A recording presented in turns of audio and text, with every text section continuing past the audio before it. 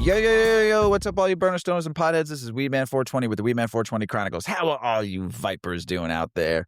Mrs. Weedman? Mr. Weedman? How the hell are you? Fantastic. I love it. Hey, all you vipers out there in the world, hopefully you're smoking some big fat doinks while you're listening to the show. Mrs. Weedman and I are about to get normal, but as always, Mrs. Weedman and I will be covering the latest cannabis research, science, health, political news, international news, and end it with some culture. So stick around. Now, Mrs. Weedman, you ready to get normal? Yes. All right. We're getting normal today with some crunch berries grown by Lifted Microbrewery. Crunch berries is an indica dominant hybrid, 70-30, indica sativa, strain created through crossing the triple OGX and blueberry strain. This bud is famous for its flavor that is said to be exactly like crunch berry cereal. It has hints of sweet berries and candy, with a touch of vanilla and candy-like aftertaste that sticks to your tongue for hours after you toke. The aroma is slightly spicy, although still very fruity and berry in nature, with touches of earth and pine. Crunch berries, as addictive as this flavor, with uplifted effects that aren't overwhelming, but can rather leave you feeling lazy. This high is great for feeding your creative inspiration, as well as easing away and erasing pain and thoughts with these effects and moderately high 15 to 16% average THC level. Crunch berries is often chosen by patients who suffer from conditions such as chronic pain, anxiety, stress, insomnia, and appetite loss. The effects: creative, happy, and relaxing, may relieve some anxiety, chronic pain, insomnia, and stress. Flavors are berry, candy, herbal, pine, and sweet. The aromas are berry, herbal, pine, spicy, and sweet. And this strain was part of the Midwest Terp Off, and I think the strain won the salts category. It was in the top 5 by Lifted. So I got some information versus the Michigan versus Illinois.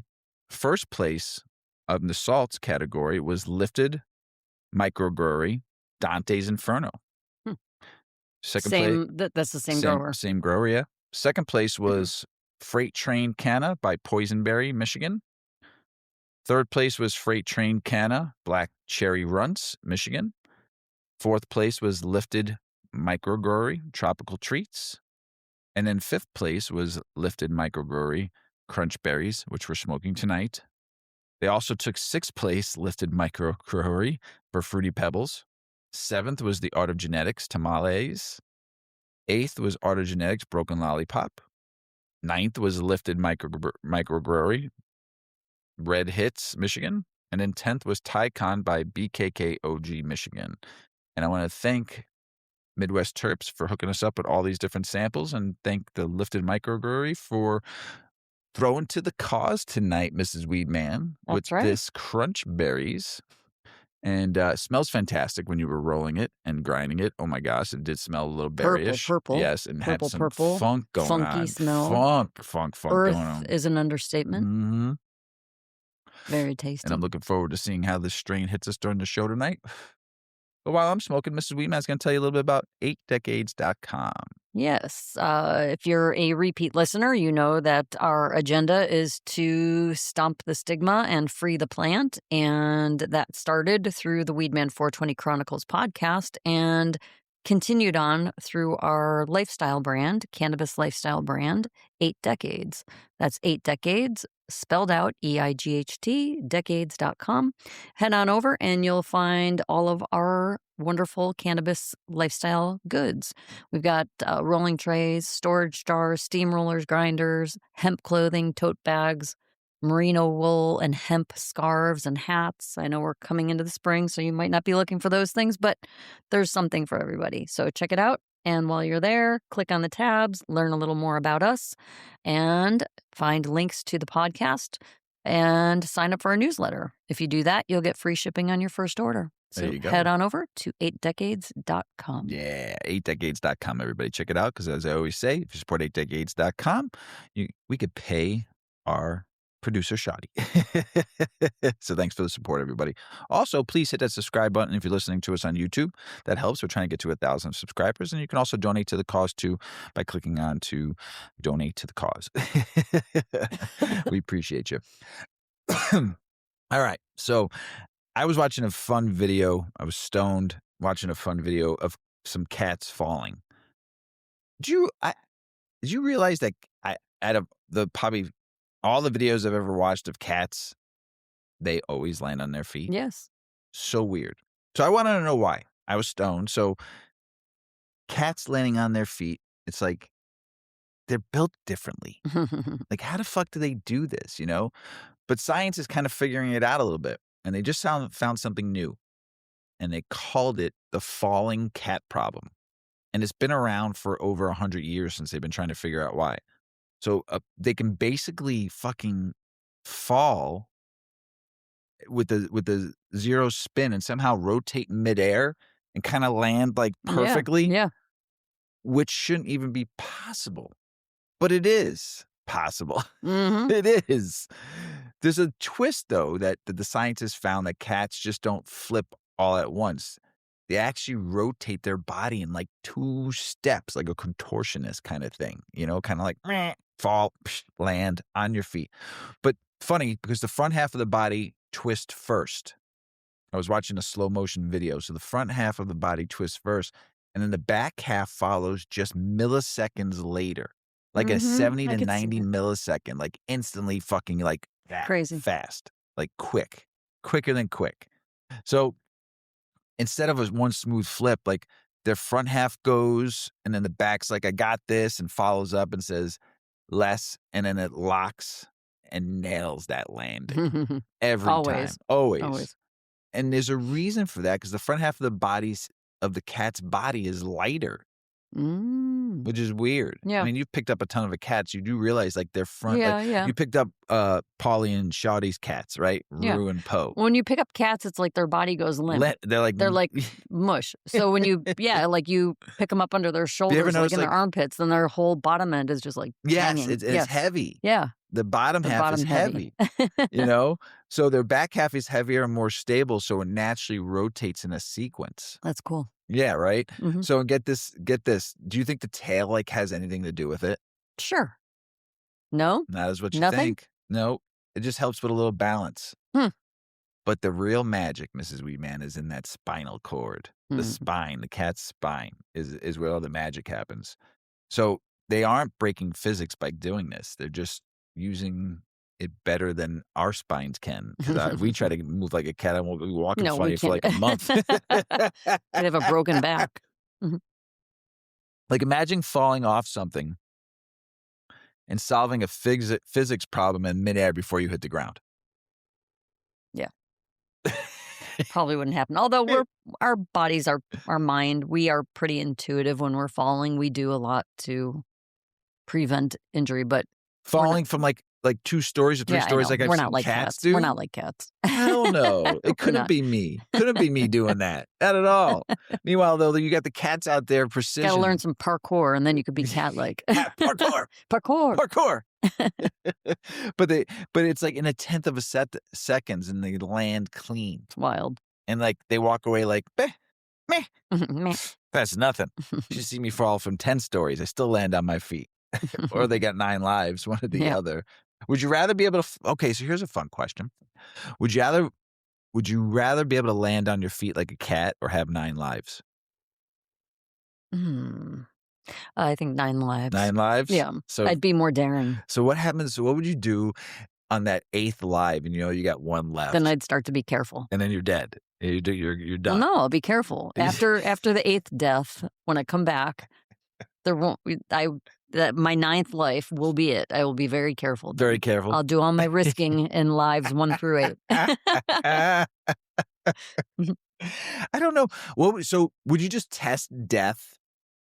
Just on the Probably once. No, you got like once. okay. Like So something so stupid. right, you so know you're gonna die. so knowing you have 9 But it's like, I lives, got a couple more. you got one. good. Say you want to play with one. Like Mhm. you want to do something fucking. What would you do? Think of something. What would you do just to say I'm gonna just use one, Hmm. one life, One something life. like What would you do? what would be like that death experience? Like something that's not safe. Like jumping out of an airplane is pretty safe. Yeah. Right? With a parachute on. I But don't would you know. jump out of an airplane without a Well, parachute? fuck no. Why would you do Why? that? Because Why you would, wake up, you're good the next but day. why would you even do I don't that? know. Just for the adrenaline rush going, I'm going to land Here, this I saw an bitch. article the other day about the mountain climbing goats. I saw And they that. scale. They're like 200 stories in the Yeah. air on Little on half-inch shards of rock that Yep. are like 2 inches deep. How they get there and get down and survive. I'm sure a lot of them die every year. Maybe one. But maybe I'd want to be on one of their backs. Oh, don't and know. ride up. That's how you would end that don't one life? I don't know. You're asking me. This is a high pressure question. I It's don't not know. a high pressure. You got 8 more you gave me 8 more to give. What would I do? I don't know. I What? don't know, Mr. Weedman. I don't, I can't even pick my favorite color. I wouldn't want to do something awful, like something like drowning. Like, Oh God! Well, like- why would you wouldn't pick something like that? going the deepest dive you could possibly dive and not worrying about like in a submersible going to the deepest depths of the ocean. I think I would hang glide because I wouldn't do hang glide any other So if you died, would you crash just on purpose? Like, fuck no, it? well, I'm No. not going to cause. I said something not safe. Hang gliding safe. Saying No, something it's that's not safe. safe. Would you get in a ring with like Mike Tyson at his prime and let him beat the shit out of you? No, no, Why not? that's not even because you're basically saying that because you have extra lives, you would just be completely like Just give one away. just do something super Something- stupid. Would you just crash a car going 200 miles per hour and see what happens? Ugh. Knowing the next day you're going to be perfectly fine. Your body's not going to be fucked up. You're going to come back No. perfectly the same. No, No? none of these sound no. None of the above. If I was gonna like optionally die, I would do something really great, like really fun. Like what? I don't know. Surf big waves, like 26-foot waves, 30-foot waves. I do keep my brain keeps going to the middle of the ocean because I would never go in the middle of the ocean And just for any other reason. go Like deep? swim. Swim in the middle and a shark came Like, and just ate drop you. me out and a there. shark came and just swallowed you. Maybe whole. that's it. Put me on a little raft in the middle of the ocean because that would fucking freak the shit out of me. But if I didn't have to worry about dying, I'd be like, all right, I'll give it a shot. And you come back right where you left. Like you don't end up being Well, not like, to that same raft in the no, middle you of the just ocean. come back like you come back. You just Back poof, on land. You're back where Boom. you started. Yeah. You would Okay, do that's it. That Middle of would the be ocean middle on of a the raft. ocean. I think That'd be terrible. I think I would take a car Mm-hmm. and drive like So fast fast? as you can. And if you crash and you died, who cares? So what? So what? I'd go as fast or Hmm. fly in a supersonic speed. Something jet. super thrilling. Yes, something crazy. Like I've never raced a car before. I would drag Drive a race Formula One. something and just be reckless. Like who cares? Because if you die, Well, then you're dying. yeah, but you can't do. But the crazy thing is, you got to make sure it's not your 8th death. You don't wait to the Oh my 8th one. It's the No, 9th but one. I have thought about this now. Like maybe you wouldn't want to just give away a death early because you don't really know. Like right now, I don't even know what I would give that away to. Right. So I'd probably want to be like around 6 probably around 6 that you'd give away 6. Give away Like the number 6th one? 6. The 6th one Not you the give luck- away. and then you have lucky 7. And then you got coming back on 7 and 8. it. Okay, so if something happens, You got some backups. I would. You know what I would do? I would tell you to put like I would do. Oh, I know what I would do. I want What? the kiss of death. Oh, So I would do this with you. We'd do like some kind of mystery game. Like I was a private detective and you were some kind of you robbed a safe is somewhere. this telling or me that bank you rob- want to do role play? No, not at all. Just this time. Just this once. Just this once. You were like a bank rob. Like you Okay. robbed jewelry. Okay. Okay. Okay. And I I'm like the that. private detective. And I Uh-huh. now have to come and find you. And I find you and I didn't realize it was a woman. And I fell in love with you. Oh, Jesus. Of course, Mr. Romance. So, Okay. but meanwhile, now- I have to arrest you though. Okay. So then what you do is you have someone make you some poison lipstick, right? And you know I'm in love with you, but you're not in love with me, but you're going to play me. Like I you are kill you. falling in love with me. And I go to arrest you. I go to arrest you. And I think I'm you've going to thought put- about this No, before. I'm thinking about it right now. It's the Okay. strain. Remember I said Okay. it's creative. Yeah. So, and I would go to put the handcuffs on you like can I hug and give you one last kiss? We need one kiss. And you would kiss me and it's poison. And I die and fall and you But then you're escape with the- murdered. You didn't even escape- know. You escape with the jewelry. Whoa.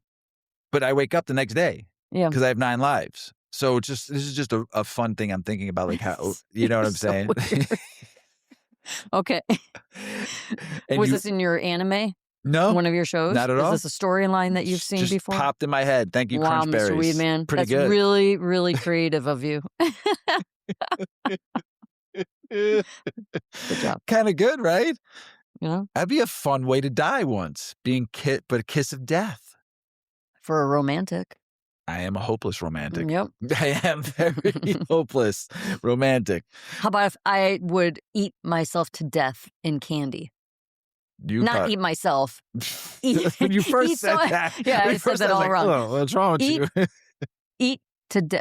How would you say that? How do You you would say eat that? candy till you died. Until I died. Until it just I'd came eat out of so you in much all candy. orifices of your body. Oh, no. Shoot up. I mean, how much candy do you like nonstop? Like all I would eat. What'd be the Like first day in and and day last out. candy that you would die for? Oh, there's none that are really great anymore. Skittles, because you always choke on them when you Yeah, eat them. All right, you ready to get this show started Yeah, before let's do it. we get crazy? This Mo, I like to say thank you though for the crunch berries because it's very good. I'm very high already, and I still got a long way to go. So anyway, THC pens, vapes, vape carts, whatever you want to, whatever they're called, is now bigger sales in California than flower is for the first time. So Wow. when I read that, and we talked about that a couple episodes ago, I figured, there's a lot of new people coming into cannabis, a lot of older generation coming into cannabis, and probably just think the old school way is just to smoke a joint. Edibles is a big thing, but also how does THC vape pens work? Like kind of like what's the innards and the outards? Like what does all the contraptions mean and what does it do? So let's get into something a lot of people use, but not everybody actually understands. We're talking THC vape pens. And this article from Southern Maryland Chronicles really breaks it down in a simple, no bullshit way. Because let's be real, a lot of folks just hit the pen and keep on moving, not really thinking about what's going on inside that little device. So first off, what is a THC vape pen? At its core, it's just a small electronic device that heats up cannabis oil and turns it into vapor instead of smoke. So instead of combustion, like lighting up flower, you're using heat without burning to create something you can inhale. And that's right there is why people say vaping feels smoother, because you're not dealing with all that smoke and ash. Now, this article breaks down the pen into three main parts: the battery, the cartridge or tank filled with THC oil, and the atomizer, which is basically the heating element. Simple setup, but a lot of happening behind the scenes. So see how it works. When you take a hit, you either press a button, or on a lot of these newer pens, you just inhale, and that activates the battery. The battery sends power to the atomizer. The atomizer heats up the oil, and boom, you got vapor. No flame, no lighter, just straight heat doing its thing. And the oil inside, that's usually cannabis extract, could be distillate, live resin, different terp profiles, live rosin, and all the good stuff depending on what you're smoking. Now, one thing the article points out, and this is important, is that vape pens come in different styles. You've got it. Disposable pens, use it and toss it. Rechargeable batteries with cartridges, more customizable. And even more advanced setups with adjustable temps and airflow. So depending on how deep you're into it, you can keep it super simple or go full tech mode. And that's kind of where the culture has gone. People like vape pens because they're discreet, portable, and easy to use. You don't need to roll anything, no grinder, no smell sticking to everything that like that loud pack. You just keep it hit and keep on moving. But, and this is where it keeps it on the show, this article also touches on the fact that not all vape products are created equal. Quality matters, because unregulated or sketchy products can be an issue, especially with how popular these things have gotten.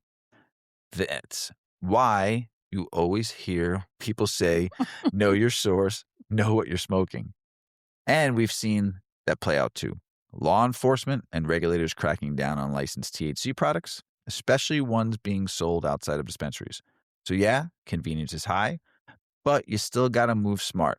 And one more thing I think is interesting. Vaping in general has evolved fast. fast. Like, okay, Very fast. yeah, what started out as bulky devices is now these sleek little pens that look like USB drives or regular everyday items. Low key, discreet, almost too easy sometimes. Too easy. So yeah, next time you hit a vape pen, just know you're not just puffing. You're running a tiny electronic system that's heating cannabis oil into vapor in real time. Hope that helps. It Just a does. little quick little knowledge on vapes. I prefer if I do when we don't smoke many vapes anymore. Um, I prefer looking for ceramic coils or porcelain coils, um, for sure. If I was buying a vape, I would definitely try to find those instead of the nickel coil, atomizers, and all that fun stuff, just for your lung protection. Just me. So, and now Mrs. Weedman's going to reveal how many of you Americans out there use CBD and why. Yep. Tell us about it, Miss Weedman. All right, let's talk about CBD for a second because it's everywhere right now, right? Oils, gummies, drinks, you name it. But how many Americans are actually using this stuff? According to a new survey covered by Green State, about 35% of U.S. adults say they've tried CBD at least once. That's more than 1 in 3 people. Now, here's where it gets interesting. Of the people who have used CBD, over 70% say they're using it for therapeutic reasons, not just to chill out. We're talking anxiety, pain relief.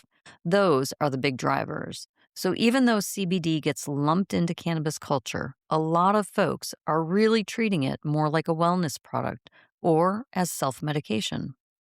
The study itself was pretty solid. It surveyed over 1,500 adults using a nationally representative panel. So it wasn't just a random internet poll. But, and there's always a but, it only captured a snapshot in time. It doesn't tell us how often people are using CBD, just that they've tried it. Now, let's zoom out a bit, because CBD isn't the only cannabinoid getting attention.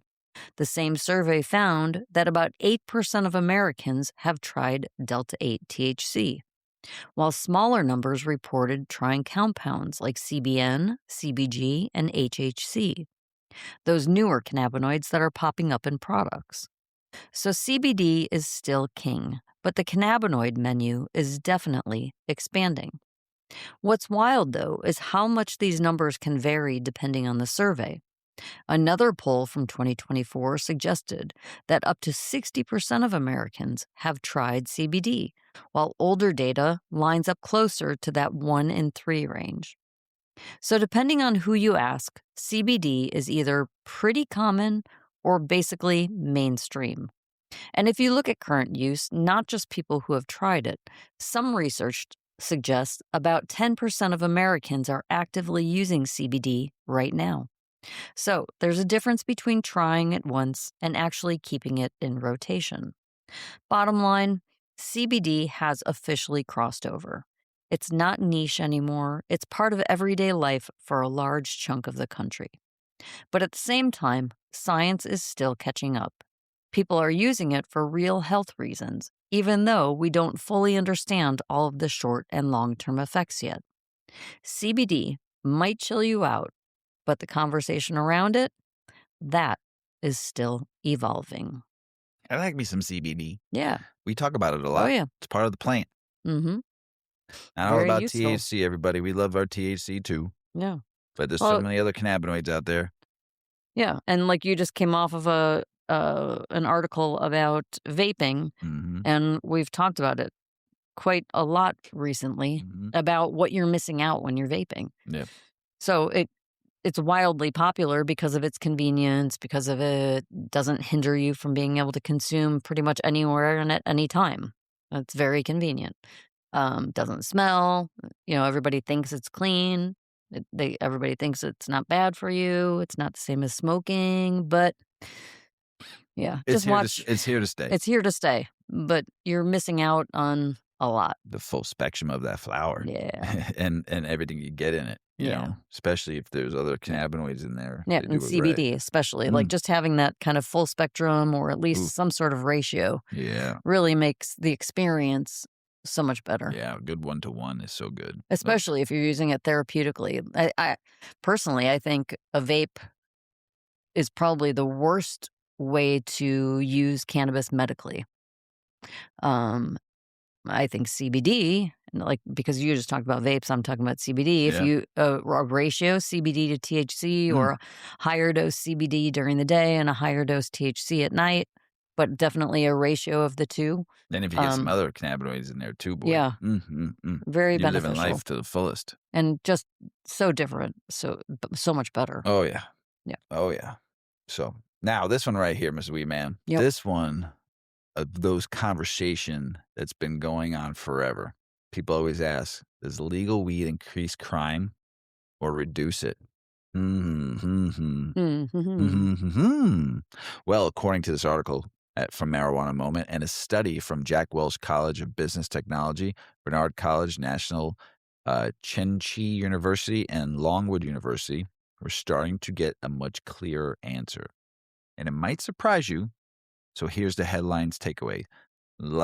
Legalizing marijuana, whether medical or recreational, is actually linked to reduction in certain types of crime. Yep, not more crime, less, depending on how it's legalized. Now, here's where it gets interesting because the study breaks it down differently depending on the type of legalization. First, medical marijuana laws. Those were associated with reduction in property crime. So we're talking things like burglary, theft, property related offenses, and thinking here is pretty logical.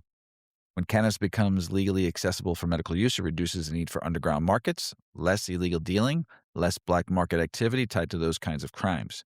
Now flip it over to recreational legalization. That's where the study found reductions in violent crime. We're talking assault, robbery, other violent offenses. And again, it makes sense when you think about it.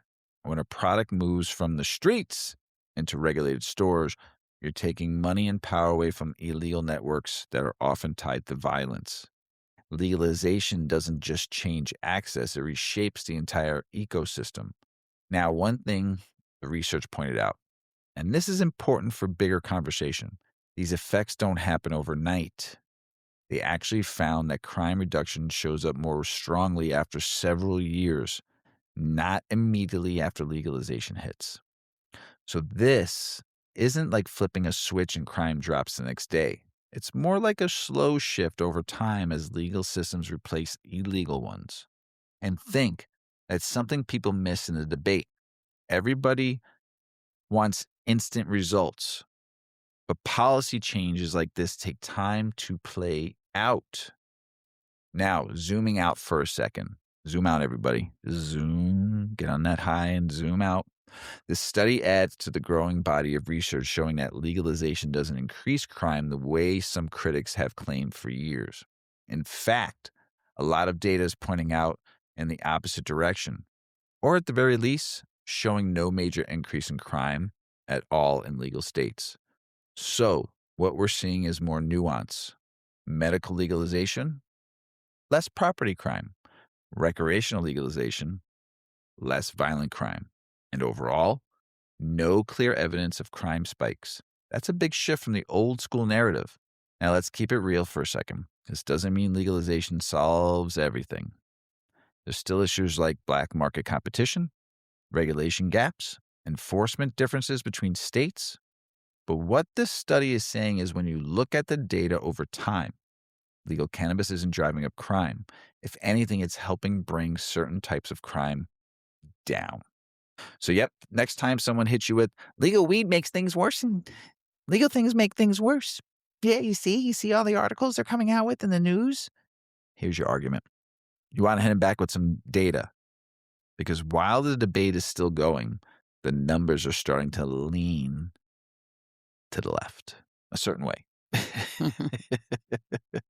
That's good news. Yay, weed. Yay, Changing the weed. world one joint at a time. So, this wee man's going to tell you a little bit about Americans lighting up about marijuana while they judge everything else now. Yeah, right. Times are changing. Oh, the This one's kind of funny times they are changing. because it really shows where America's head is at right now when it comes to weed. The article from the Fresh Toast, breaks, maybe I'm hungry, You want some French toast, Mrs Weedman? breaks down a new survey from Pew Research. And basically, Americans are way more chill about marijuana while still judging everything else pretty hard. Check this out. Only about 23% of Americans say marijuana is morally wrong. That's actually pretty low, especially when you stack it up against other behaviors, like gambling. That comes in higher. Around 29% of people think that's morally unacceptable. So somehow placing bets is more questionable than lighting up. Let that sink in for a minute. And then there's alcohol, something that's been socially accepted forever. It still lands in the weird middle ground where people are kind of split on it globally. But here's where it flips. Pornography, a whole different story, of course. You've got 58% of women and 47% of men saying it's morally wrong. And it doesn't stop there. When it comes to cheating, like extramarital affairs, about 9 of 10 Americans say it's morally wrong. So clearly, people are picking and choosing what they care about, and weed just isn't high on the bad behavior list anymore. One of the biggest reasons for this shift is medical cannabis. The article points out that a lot of people don't even look at weed as rebellious anymore. It's more about relief.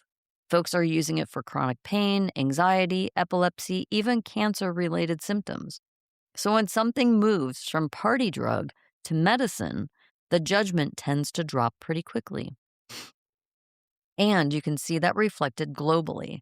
The US is actually among the more relaxed countries when it comes to cannabis attitudes, but not everybody's on the same page. The survey shows that older adults and more religious individuals are still more likely to view marijuana as morally wrong, while younger and more educated people are way more accepting. So there's definitely a generational divide that's happening. And here's probably the funniest takeaway: America hasn't stopped judging, it's just redirected it. The article basically says people might shrug at cannabis, gambling, even divorce, which, by the way, most people now see as morally acceptable or not even a moral issue. But step outside those lines in the wrong way, and judgment comes right back into play. So, we've reached this weird place where weed is normalized, but morality in general, it's still as complicated as ever. The bottom line is this: cannabis isn't leading the parade yet, but it's definitely not hiding in the shadows. And honestly, that's a huge shift from where things used to be. Yeah, Yeah. it's good. Yay, weed again. Yay, weed. Political, state, and business news. Illinois cannabis companies got smoked financially in 2025, with many posting major losses despite strong sales. I will explain in a minute. One standout stayed profitable, but overall, falling prices and tight margins are squeezing the whole market. Selling more but making less. Yes, the math ain't mathin'. It hurts. For all you vendors out there, you're just leasing space right now, and rent keeps on going up. It ain't going down. I'm telling you right now, Illinois had a really good, strong start in 2020 to about 2022. Oh boy, you all fell apart. Not so And we're all much. getting burned on the taxes because the tax man is making more money than any of us. And if they lower taxes to about just a straight flat tax at 10%, everybody can make some money again. Because all we're doing is giving away your margins to beat the next person's margins, or sales, I should say, to beat that next person's sales, to drive traffic to your store. So you're not making you're hoping to make money on volume by selling more units, but it ain't working. That is a recipe for failure. Mhm. It's not sustainable. You need to reverse and get back to flat. Stop giving away your house, vendors, suppliers, dispensaries. Okay? Do a proper regular price every day. People will still come and buy to get your weed. Don't charge too much. Don't charge too little. Charge a perfect amount. make your money. They will come. You build a good, solid business. But instead, as more and more you give away, the less and less everybody makes. And you will not be in business. And then it'll just be a mass corporate market because they're the only ones that have the money. And all you mom and pops who I love and respect more than anything out there, you won't be around in 5 years. We'll be talking about that great dispensary down the street that didn't make it. And what happened? Mm-hmm. Gone. Gone. Either got bought out or closed down. Mm-hmm. And I don't want to see that happening. Fair pricing. If everybody stuck strong and gave fair pricing, everybody can make a good living. I've said this thousands of times. Everybody can make a good living at this industry. We all took care of one another. And if we all watched each other's back and we all communicated and we all helped each other out, it's not about fighting and who's got this and who's got that. It's just about cannabis, about the plant. And we forgot about that. I'm going to tell you this. I believe this year, 420, we should all have the day off. I said that last year. There's sales every day in this industry. Every day. You can go to any store, anywhere in Illinois, across the country, but I'm just talking about Illinois right now.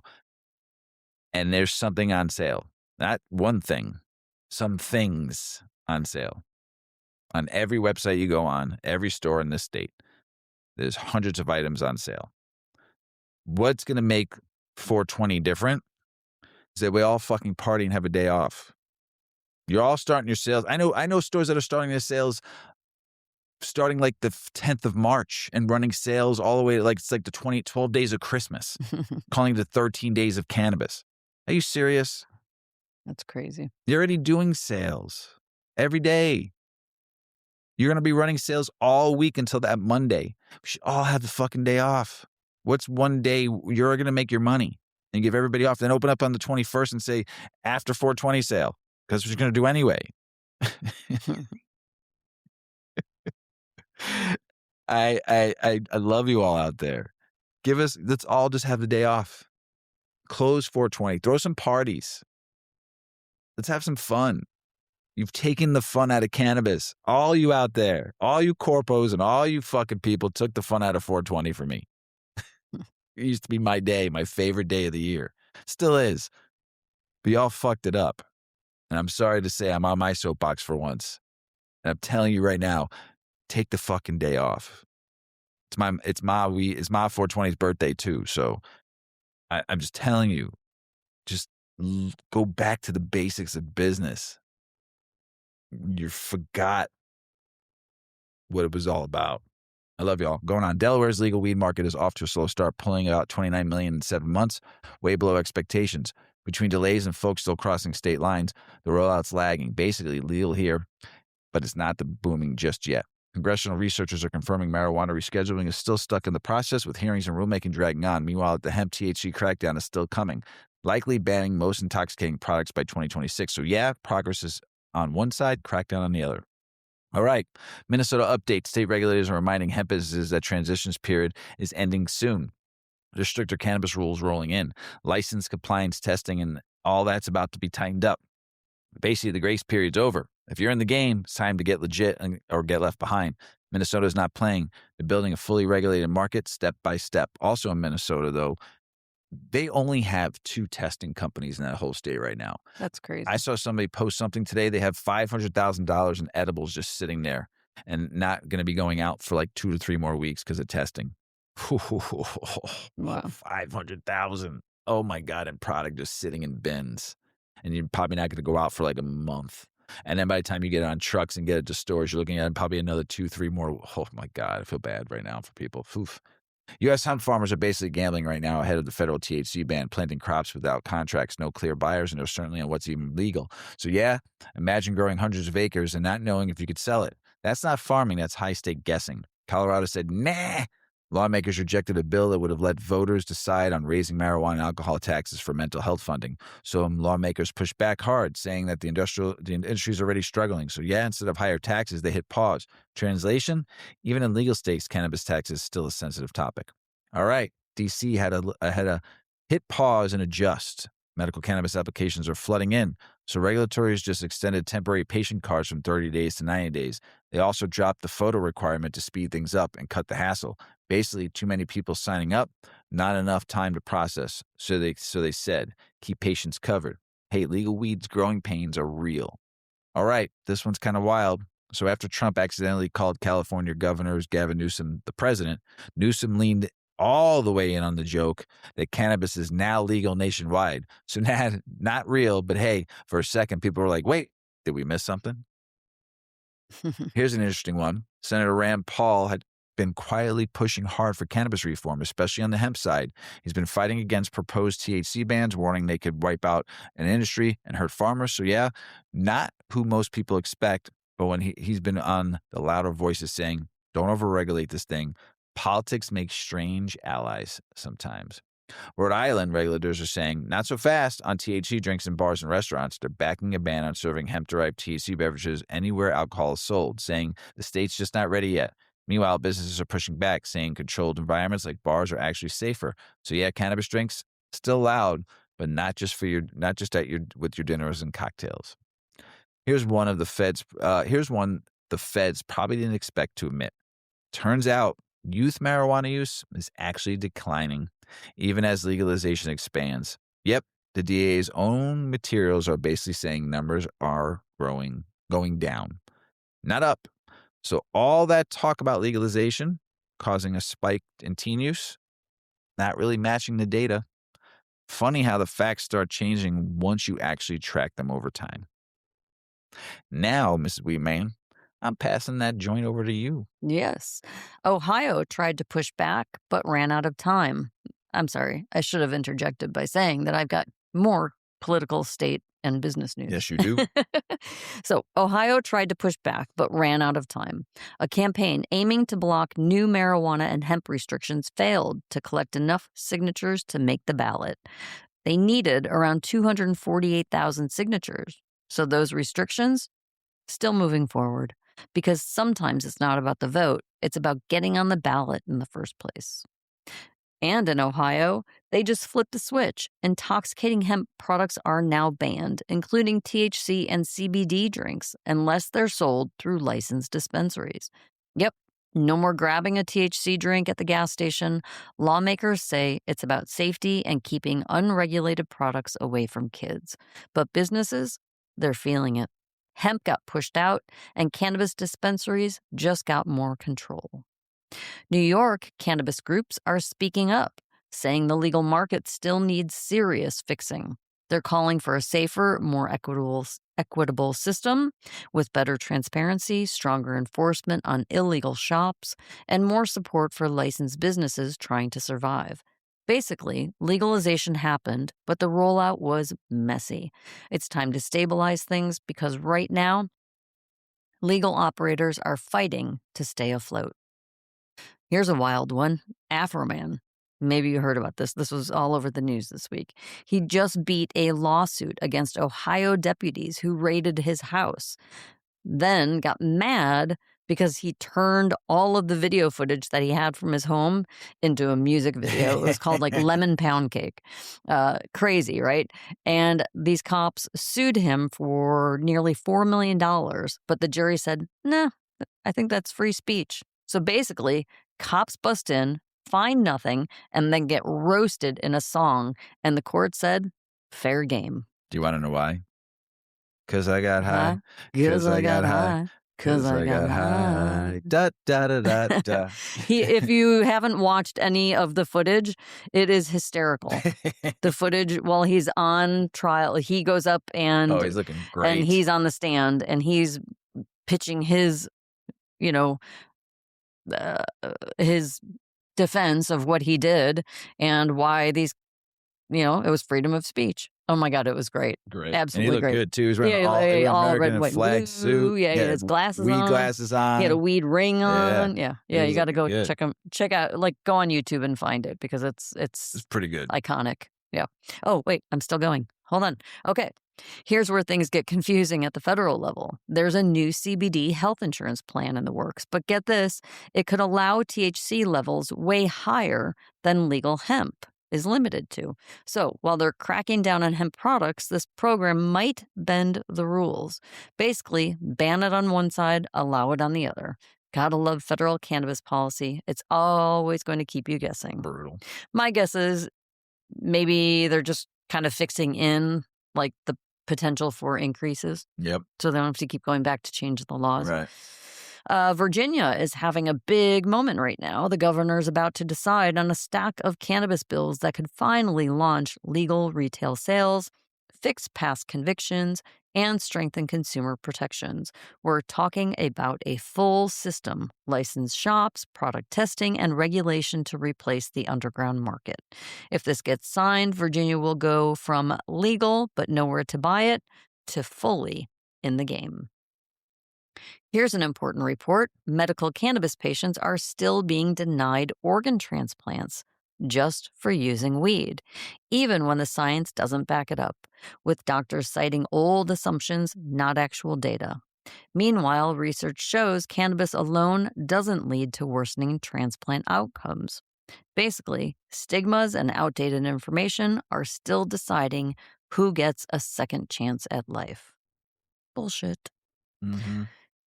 Now, this could be a game changer. There's a bipartisan bill in Congress that would finally let U.S. cannabis companies list on major stock exchanges like NASDAQ and NYSE.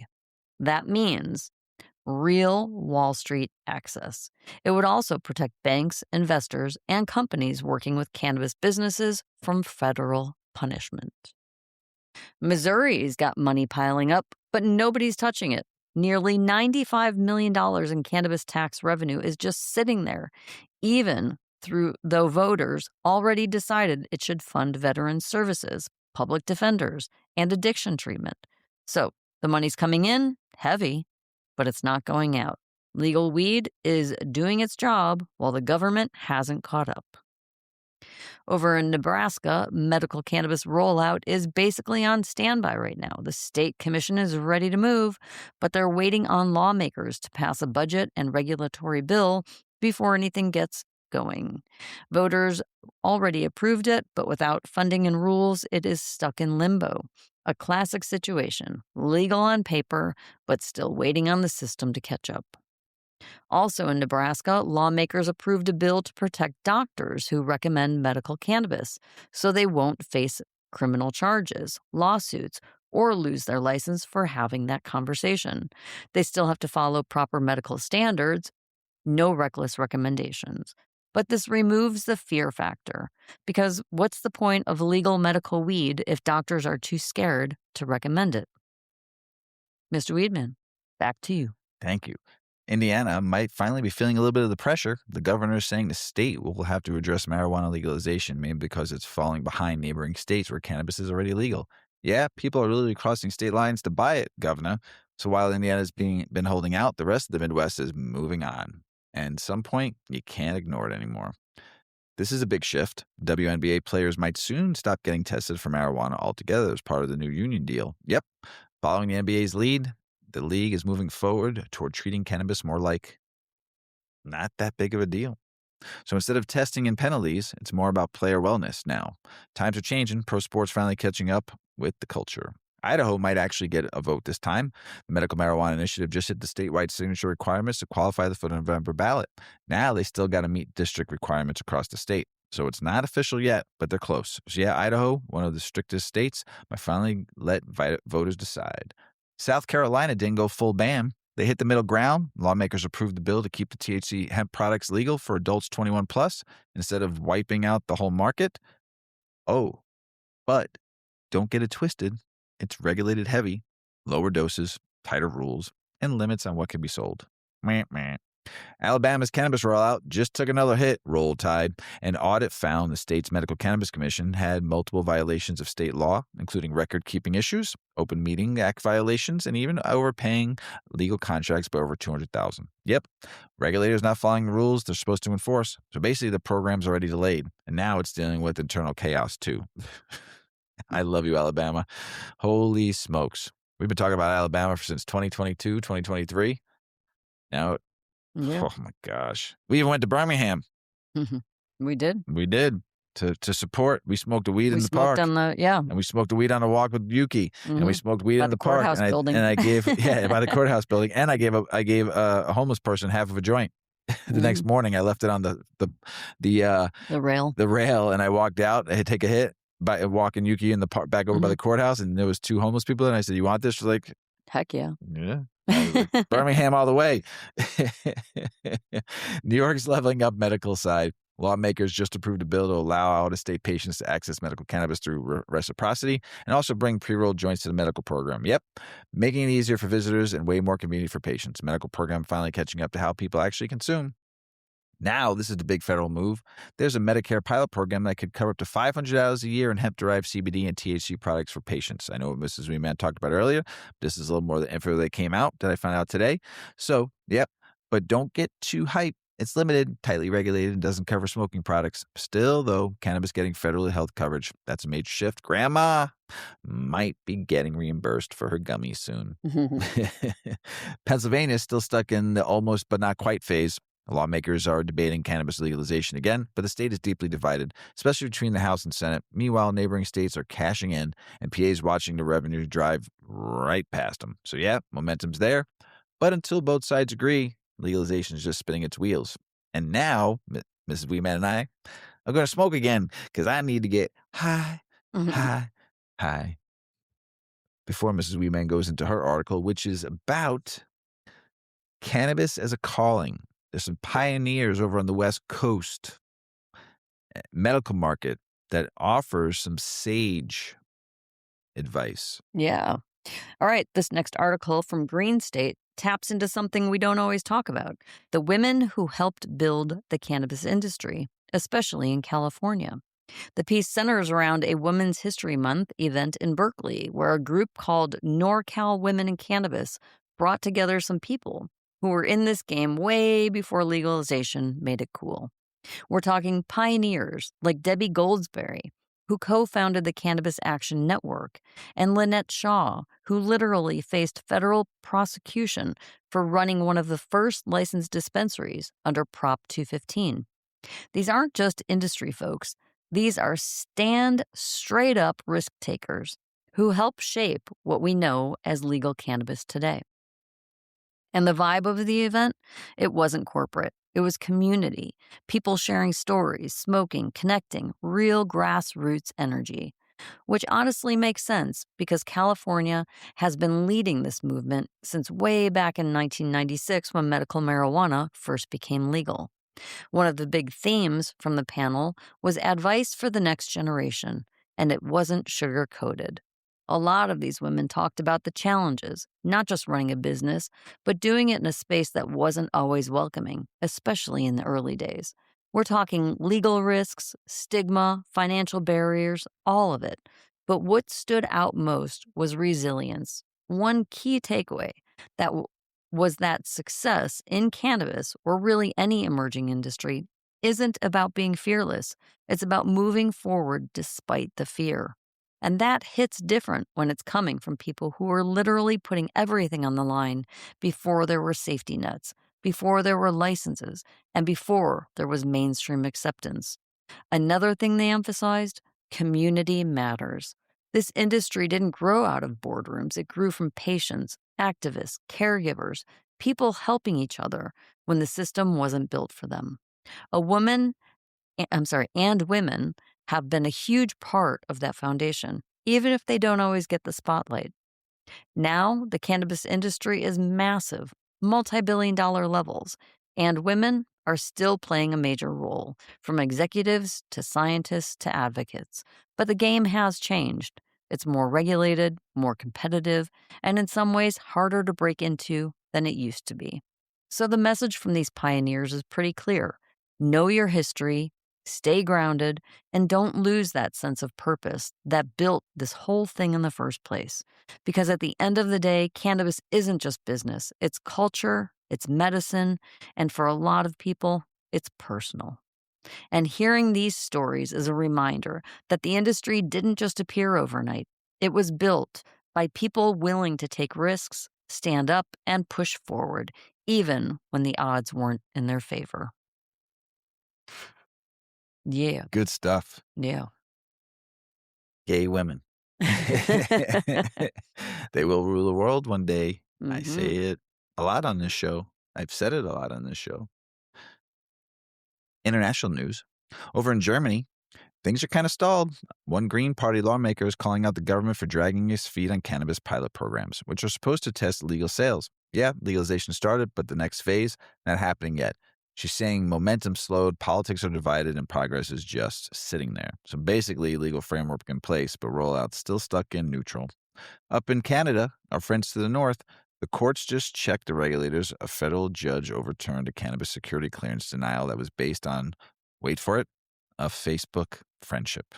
Yep, Health Canada tried to say that was a public safety risk. The court said, nah, this week's evidence and not enough to block someone's career. So basically, you can't deny someone's over social media connections alone. It's a big win for common sense.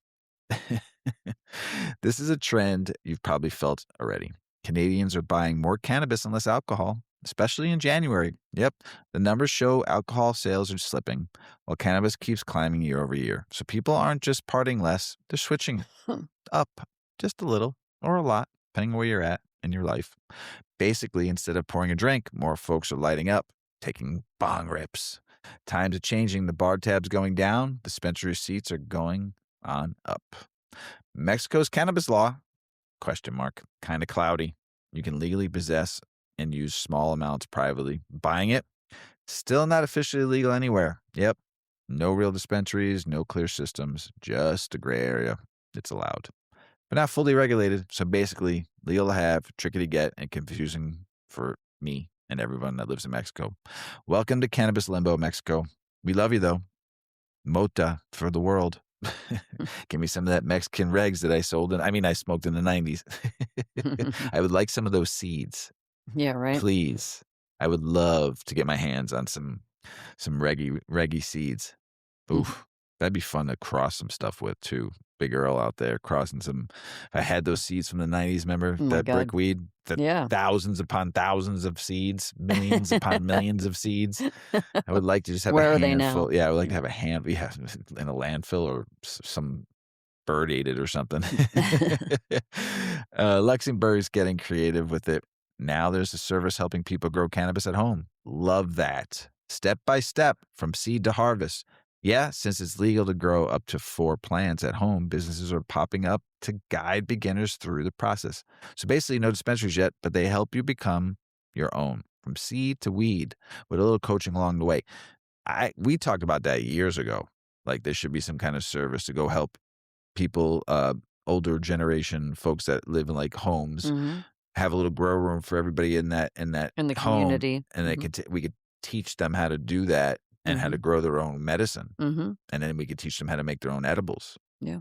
And then they can supply everybody throughout the nursing home on weed and get them off all that shitty ass medication they're on. We would revolutionize the world. Somebody take that idea. It's a really good idea. I'm not going to do it. I would love to do it, but I'm not that good of a grower. I can teach the class, but I don't want to be the one showing me how to set everything up and doing it. So, but take this idea, somebody, and run with it because it can make some money because Luxembourg's doing it. So if Luxembourg's doing it, you can do it. Over in South Australia, the Cannabis Party showed up, but didn't really make a dent. They pulled in less than 1% of the vote and no seats, while bigger players dominated the election. Yep, legalization talk is there, but not enough support yet. So basically, cannabis is part of the conversation, but politically, still a long way from winning anything major. But I think they didn't pick the right people for the weed party, the Green Party. They didn't have our homie Tez and Reefer Terps on the ballot. They definitely would have fucking won some seats. So That's where they went wrong. yeah, that's where they went wrong in my book. So Australia, top cannabis lawyers calling out the media for misrepresenting medical cannabis research, saying headlines are turning not enough evidence yet into it doesn't work. Yeah, big difference. She's saying studies are being twisted, ignoring real patient outcomes and benefits people are actually experiencing. So basically, the issue isn't science. It's how it's being reported. And that's kind of messaging. That can do some fucking harm. Over in Kenya, I love Kenya. We have a big following in Kenya. Love you out there. This case is getting deep. Rastafarians are in court fighting to use cannabis or bang for religious purposes, saying it's part of their faith. Now, here's the twist. Since they can't bring actual cannabis into court, they're using videos, photos, and testimonies online as evidence instead. So, yeah, this isn't just about weed, it's about religious freedom versus law.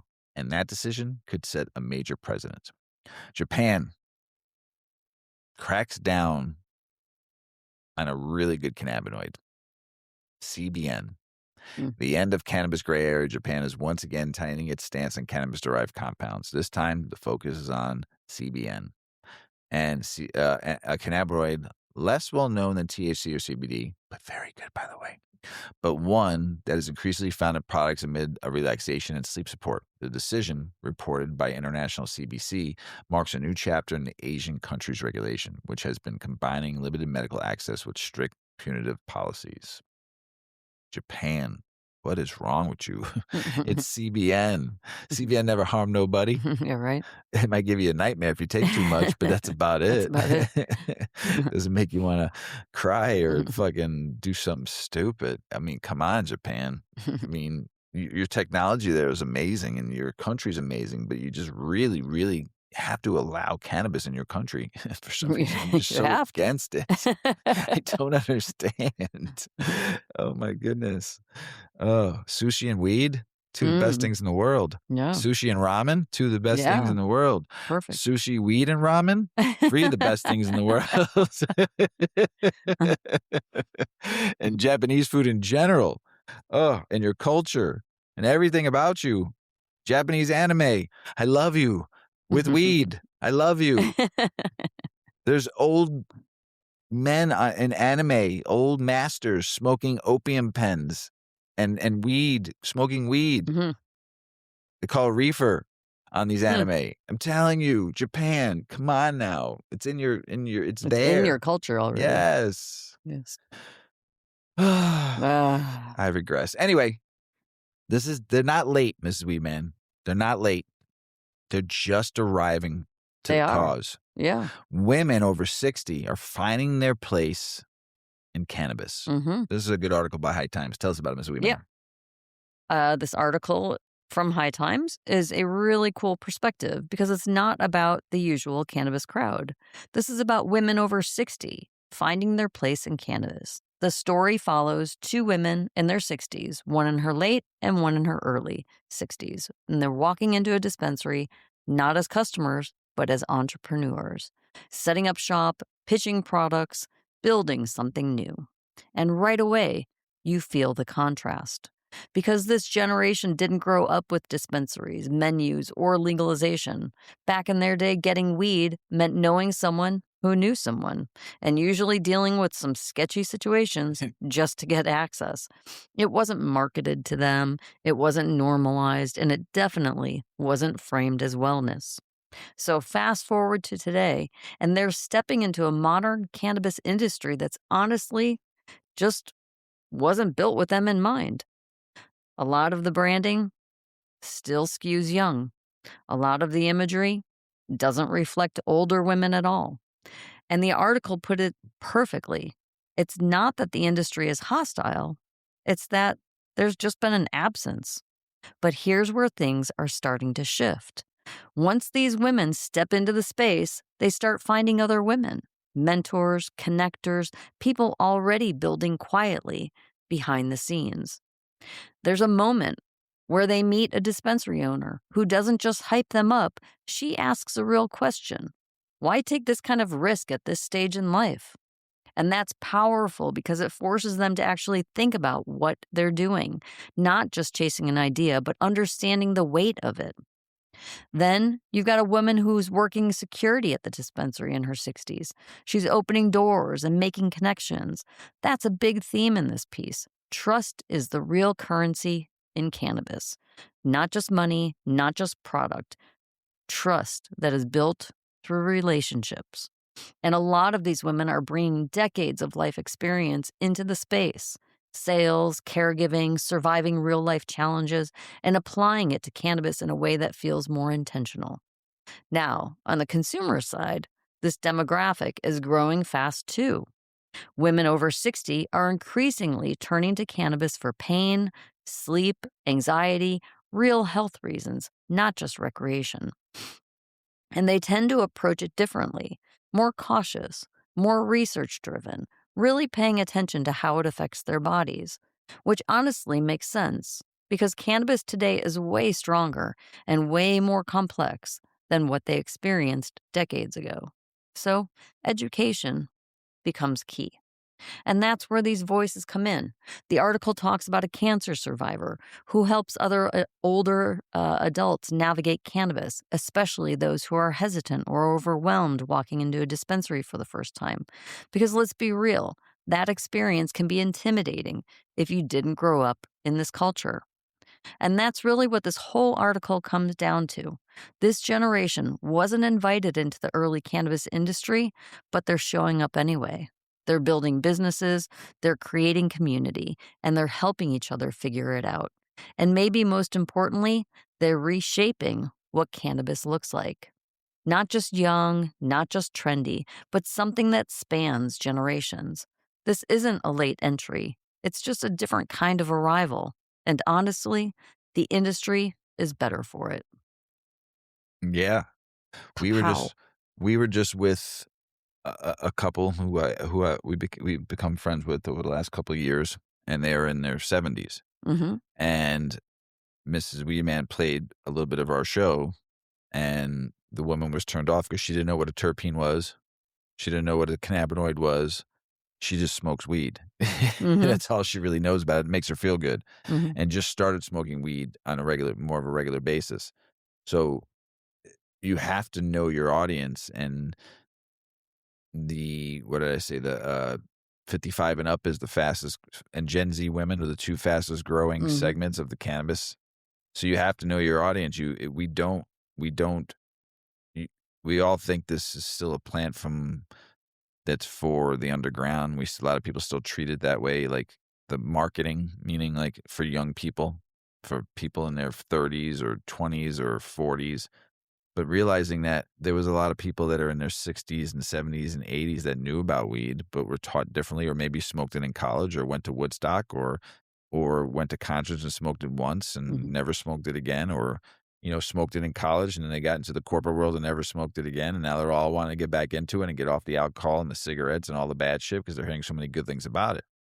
You have to keep it simple for the newbies or the people that had heard cannabis was the devil's lettuce, you know, Mm-hmm. and you have to make sure that we teach and educate, but in a way that they would keep it simple and understand. And so they know you have to market to your audience, I guess is what I'm saying, right? Mm-hmm. You have to know your people and know how to find out what they want, not what you think what they want. So worried about your packaging and gearing it to the certain culture, but also forgetting that simplicity is what draws somebody like myself in. Right. Somebody that's in their 60s and 70s want simple. They want to get back into smoking weed or start smoking weed because they're hearing good things about it. They don't know what a sativa They want indica. They an don't know what environment sativa. where they can feel comfortable. Right, and they don't know what sativa indica and hybrid Right. is. Right. They want to know, is this going to help me sleep? Mm-hmm. Is this going to help me feel better? Is this going to take away my backache? Is this going to take away my glaucoma? Is this going to help me relax? Yes, all of that. Mm-hmm. But you need to put that on stuff so they can understand. Right. If you tell them that it's sativa and it makes you uplifting, they're going to forget 2 seconds. But if you say this strain will help energize you so you can get up out of bed in the morning and go for a nice long walk or get some shit done, they're like, hell yeah, that's what I want. Do you got something to help me go to sleep? Yeah, I got something that's great for you to go to sleep. Here. So marketing to that older generation, the 60 and up, women have been doing shopping for their household for how many years? If they were married with kids or by themselves, living by Right. themselves or living with just a partner, they've been doing the shopping and cooking. What's the one thing you said to me one time? I mean, we had our kid, what's the one thing you said? God, fucking what the biggest pain in the ass was trying to figure out what to cook for dinner every night. Every night. Ugh. For how many years you've been doing it? Forever. Right. It sucks. I feel you. Something that everybody's happy with. Doesn't take forever to clean. We had our staples though. Yeah, but Our 4 or 5. I like cooked Oh yeah. every night. Oh yeah, you did. Like a meal. Yeah. I mean, our kids loved it. Not I every loved it. night, but I mean a lot. 5 nights a week. We were most cooking of it. dinner. Yeah. But we had our set stuff though. You knew to Yeah. cook every week that you knew like the back of your hand to cook. And Mhm. every once in a while you do something different in there just to Mhm. mix it up. Because how many nights a week can you eat chicken cutlets? I can eat them every night, but you can't. No. Little Paulie Felt and like I could. yeah. Felt like I was gonna cluck if I ate any more chicken in my life. So yes, market to your audience. Teach people the simplicity of cannabis.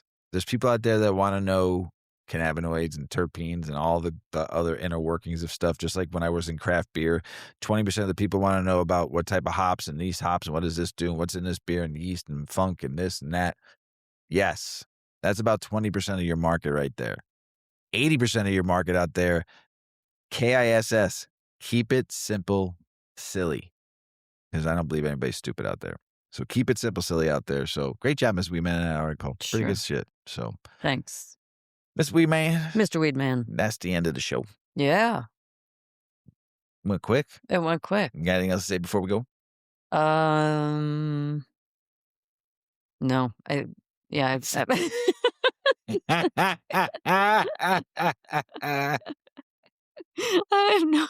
no words. None, really? I Okay. can't think of All right, anything that's right now. fine. I'd like to thank Nothing. Midwest Terps for introducing us to Lifted Microbrewery and throwing this delicious crunch Yeah, berries right? to the cause. We had enough nugs to roll 2 joints. Yeah, it was perfect. So, for the show, and we appreciate Lifted Microbrewery and winning. I think we have like all their strains to smoke, Yeah. and then we have a bunch of more to smoke. So we're gonna have some nice fun the next couple of weeks, smoking a lot of different strains. So we're super stoked. So thank you, Midwest Terps, and thank you, Lifted Microbrewery, for throwing to the cause. Yeah. And everybody, I love you out there. I really appreciate you all listening. I really appreciate all the humble words you send me. And Mrs. Weedman, we thank you. Some fucked up times going on out there. We all need to stay strong as a world, not just the United States or this country. That as a world, people, we all need to come together. Shit's fucked up again, and we all gotta support, love, just show a little kindness because shit's fucking real right now, real. So we love you out there so much. As Paulie always says, smoke smart. Puff, puff, and away. Puff, puff, pass. Check out our cannabis lifestyle brand online at 8decades.com. Our custom smokes and accessories are perfect for your coffee table, bedroom nightstand, or kitchen counter. They're designed for you to show them off. The Canna community is also loving our hemp and cotton blend t-shirts, sweatshirts, scarves, and hats, finished off with our 8 Decades logo. We've got some awesome long-lasting goods that will be your favorite for years to come. 8 Decades, because a 9th decade of cannabis prohibition isn't acceptable.